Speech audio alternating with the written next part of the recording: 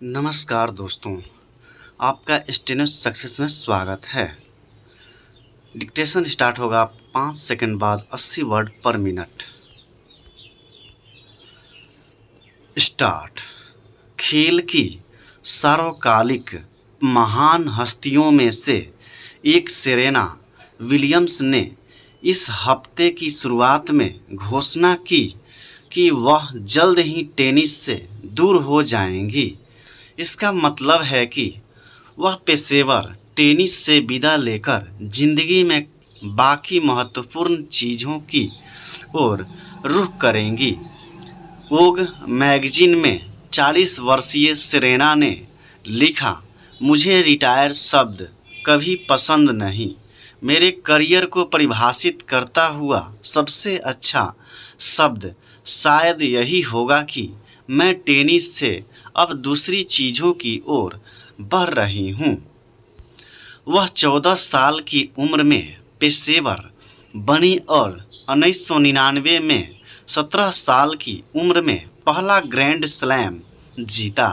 इन 27 सालों में खेल के शीर्ष पर रहते हुए वह सबसे लंबे करियर में मजबूती से टिकी रहीं और 23 ग्रैंड स्लैम सिंगल चैंपियनशिप जीतने के साथ कुल 752 करोड़ रुपए की कमाई की और विज्ञापनों से और भी ज़्यादा कमाया।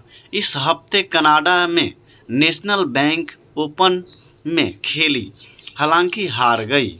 अब अगले हफ्ते ओहियो में वेस्टर्न और साउथर्न ओपन में खेलेंगी और महीने के आखिर में यूएस ओपन में खेलेंगी। हालांकि यह साफ नहीं कि किस मैच के बाद वह रिटायर होंगी।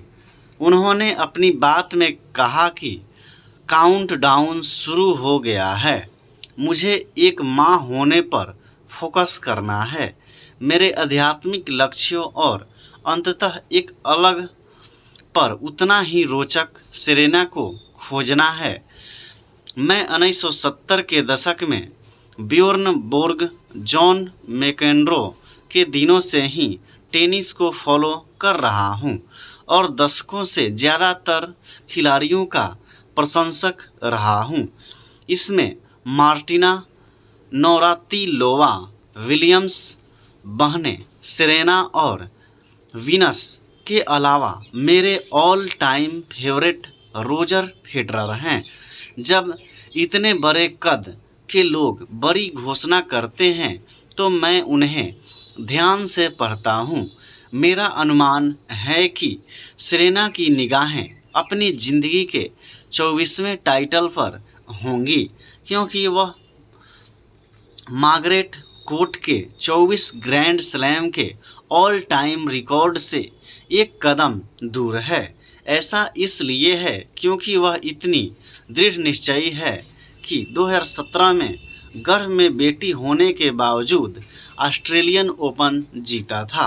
महज 7 साल पहले जब उनके खाते में 19 ग्रैंड स्लैम थे और उसने क्रिस एवर्ट और मार्टिना नवरातिलोवा के 18 खिताबों का रिकॉर्ड तोड़ा।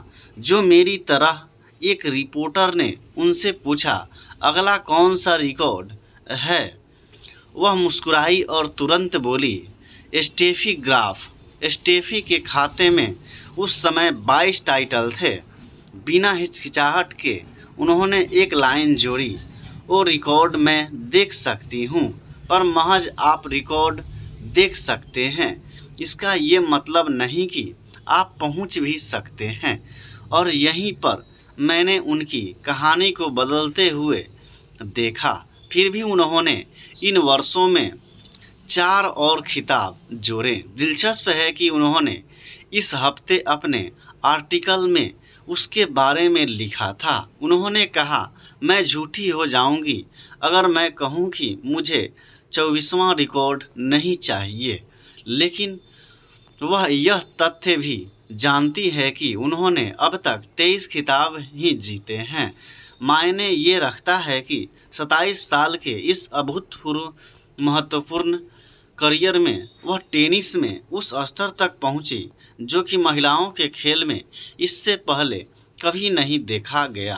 रिटायर होने से पहले किसी व्यक्ति के विचारों का कोई अंत नहीं कि मुझे और चाहिए, या मैं वो कलेक्शन का वो आखिरी रिकॉर्ड भी कायम करना चाहती हूँ।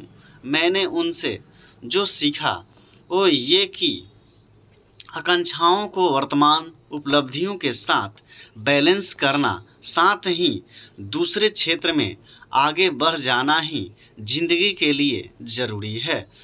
फंडा यह है कि अच्छे पेशेवर कभी रिटायर नहीं होते, वे अपने शरीर आत्मा की सुनते हैं और ज़िंदगी के अगले पड़ाव की ओर बढ़ जाते हैं, जिसे कई लोग दूसरी ओर बढ़ना कहते हैं, ना कि रिटायर होना।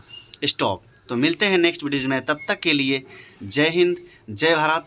और अच्छा लगे तो वीडियोज़ को लाइक, शेयर और सब्सक्राइब करना न भूलें।